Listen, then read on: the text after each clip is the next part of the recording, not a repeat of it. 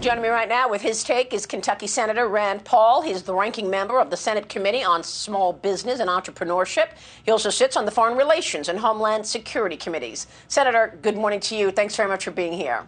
Good morning. We're on the doorstep of 100 days. Assess the agenda. Well, just a couple of months ago, we were hearing from President Biden, the newly inaugurated President Biden, that he was going to unify the country and that we were going to work together and have bipartisanship. I'm still waiting, Mr. President. I haven't seen any of that. I think what I've seen so far is it's Biden's way or the highway. So right off the bat, instead of working together on anything to do with COVID or vaccines, they put together a massive $2 trillion bill where less than 10% of it had anything to do with vaccines. Now they're doing the same thing on infrastructure.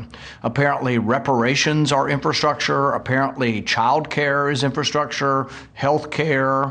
They've got, a climate police force they're going to put out, youth force. But I don't see anything that looks like they want to work together. Now, there are those of us who are saying we could be for a bipartisan infrastructure bill if it had to do with real infrastructure like roads and bridges and if it was paid for. But so far, I don't see any of that coming from Biden, and I predict they're going to ram through something with only Democrat votes and no Republican participation again to a tune of a couple $1 trillion. Well, how do you justify ramming all of this through reconciliation, through executive orders, when he keeps saying unity, unity? For example, let's talk about this upcoming week. We will hear details on the economic plan. How high will taxes go? What's the impact of all of this? And many of your colleagues have complained that this quote unquote infrastructure package is really a Green New Deal. Well, and the markets are jittery. They're jittery about doubling the capital gains tax and then some. They're jittery about raising the corporate income tax. One of the best things we did in the Republican years under Trump was lower the corporate income tax, and it brought hundreds and hundreds of millions of dollars back to the U.S. Just in my town, Bowling Green, Kentucky, the Corvette plant added 400 jobs because General Motors had hundreds of millions of dollars returned to them by having lower corporate income tax. So when you raise this, the opposite happens. We'll have more jobs go overseas, more corporations go overseas. But I think even more worrisome than raising the corporate tax is actually doubling the capital gains tax. If you make capital gains tax upwards of 40%, there's a real risk that you are going to see a significant market reaction to this. The other thing is we're printing up so much money that there's going to be real inflation, and I think there's going to be a day in which people wake up and say, oh my goodness, what have we done to our country? And sometimes this happens gradually, but sometimes, as you know, the market can react in remarkable ways such that we could have never predicted. That's the kind of thing I'm worried about with all this money being printed up. Oh, yeah. And the highest rate on capital gains for the highest earners is going to go all the way up to 43.4%, we understand. And of course, logic tells you if you have made money on the sale of your home, if you have made money in your portfolio, you obviously are going to sell that in 2021 and get a 20% cap gains tax versus 2022, where you could be facing upwards of 43% giving to the government. So you make a great point. It's something I've been covering a lot on Fox Business on Mornings with Maria as well. But, Senator, I want to talk about you being the last line of defense in the Senate. These things have to get through the Senate in order to become law. I'm talking about, killing the filibuster, getting H.R. 1 through, packing the Supreme Court. You've spoken extensively about election reform. Tell me about H.R. 1. Why aren't we seeing corporate CEOs react to that the way they are reacting to the Georgia voting law? I still am having trouble fathoming the hysteria that came from Coca-Cola and Delta and Major League Baseball over the Georgia bill.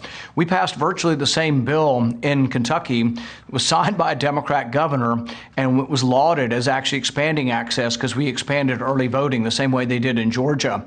But to hear all these Democrats shouting, Jim Crow, Jim Crow, do they not realize the history of the Democrat Party was Jim Crow, that not any God-fearing Republican voted for Jim Crow, that Jim Crow throughout the South was done by Democrat legislators, that the people who were beating up John Lewis and pummeling him on the bridge in Selma were all Democrats? In my state, we have a proud history. William Worley was a black Republican, founder of the NAACP. He fought the first case all the way to the Supreme Court to get rid of forced segregation that came from Democrats. So I'll tell you, I'm for one sick and tired of Democrats. They need to apologize for their history. They need to apologize for foisting Jim Crow on the country. And they need to read the bill in Georgia and realize that it has nothing to do with keeping people from voting.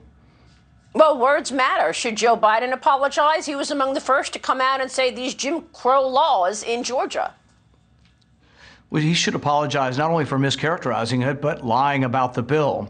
But Delta and Coca-Cola and Major League Baseball need to realize that about half the country is Republicans, and we're not very happy with them right now. So if they don't want Republicans at the baseball games, they don't want us to tune in to their baseball games on television, just keep behaving this way. This is terrible. I've always been a baseball fan. I grew up playing baseball, still playing the Congressional Baseball Charity Game.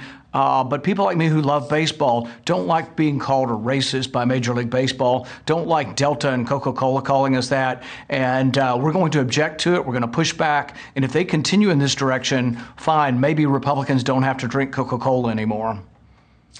The Wall Street Journal wrote about the one Democrat that is fighting H.R. 1, and we've got him on tape here as he testified. As you know, the New Hampshire Secretary of State, Bill Gardner. Let's listen to this. Watch.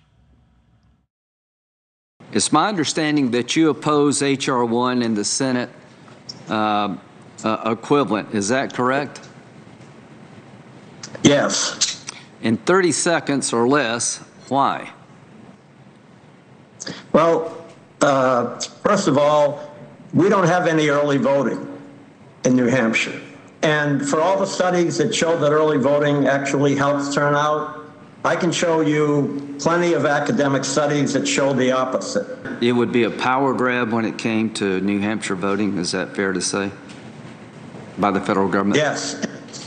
Okay. And the same thing with no-fault absentee.